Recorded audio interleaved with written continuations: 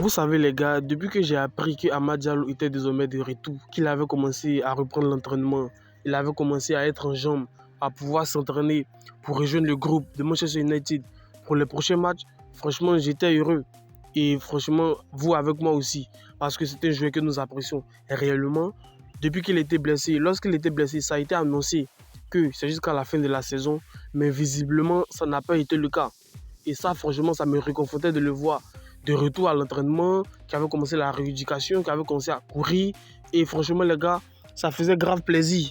Parce que c'est un joueur que United compte énormément sur lui et qui est très important dans le système de Ruben Amorim, l'ancien entraîneur du Sporting Club de Portugal. Donc franchement, j'attendais pas qu'il soit titulaire d'un coup lors du match que United a joué hier en Ligue Europa. Mais je me disais qu'il pouvait être, n'est-ce pas, sur la feuille de match et pourquoi pas sur le banc durant tout le match. Ça pourrait être possible.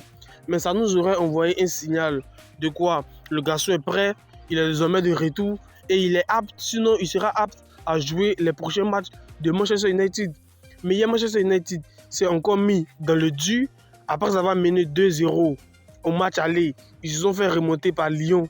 Et franchement, le match a allé dans tous les sens. Ils sont allés même jusqu'aux prolongations et c'est là que Maguire a marqué le but victorieux.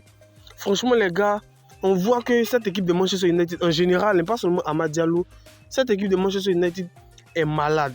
Elle est malade parce que lorsqu'un Amad Diallo, un joueur qui a connu des débuts assez très difficiles à Manchester United, et vient et qui s'impose tout de suite, malgré la présence de certains cas dont Rashford qui est parti, Garnacho, etc., on voit clairement que c'est une attaque qui a besoin de renouveau ou qui a besoin d'un second souffle. Manchester United actuellement est dans le dur. Et ça se ressent à travers les résultats. Cette saison, ils sont à la peine. En Première Ligue, ils font les bons parcours. N'est-ce pas? En Ligue Europa, ils sont actuellement en demi-finale. Ils vont jouer contre l'Athletic Bilbao, qui a éliminé l'AS Roma d'Indica. Mais les gars, United n'est pas une équipe qui est stable. Parce que, vous vous rappelez sans doute de la saison monstrueuse 2022-2023 qu'ils ont sorti, où ils ont été finalement 3e de Première Ligue, ce qui leur a valu, n'est-ce pas, une place pour jouer la Ligue des Champions l'année prochaine. Et cette année-là, ils ont été sortis au match de poule. Et franchement, c'est à partir de là que les problèmes de United ont commencé. Sous Erik ten Hag, il y avait un Rashford qui était assez impressionnant, qui faisait gagner l'équipe.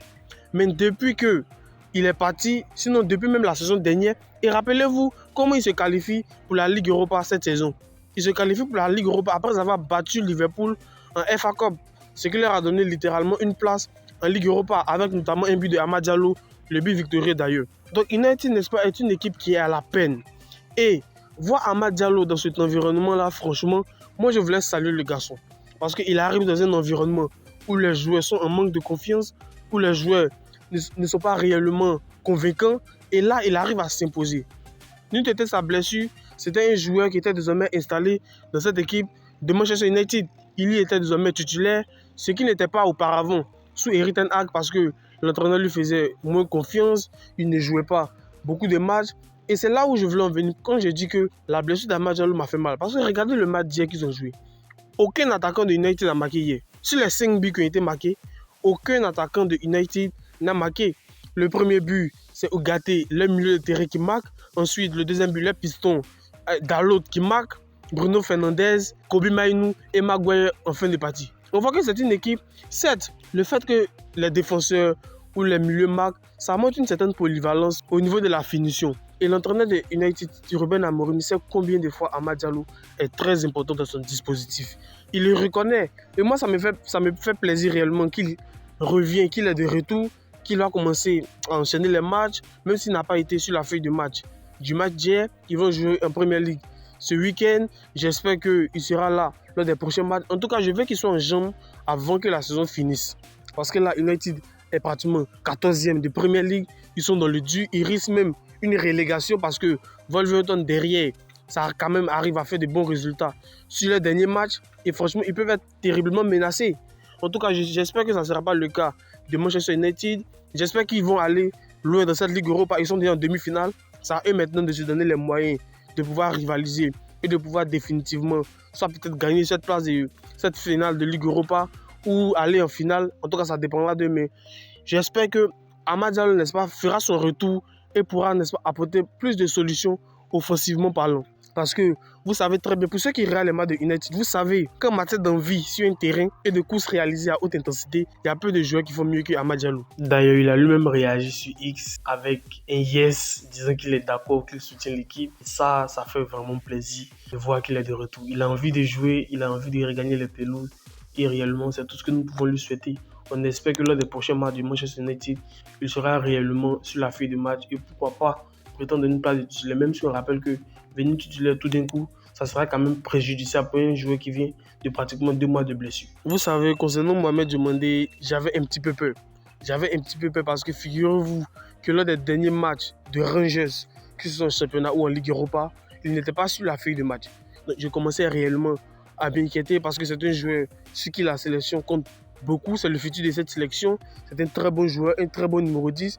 Et j'avais des soucis. Je me disais, mais qu'est-ce qui se passe avec ce garçon?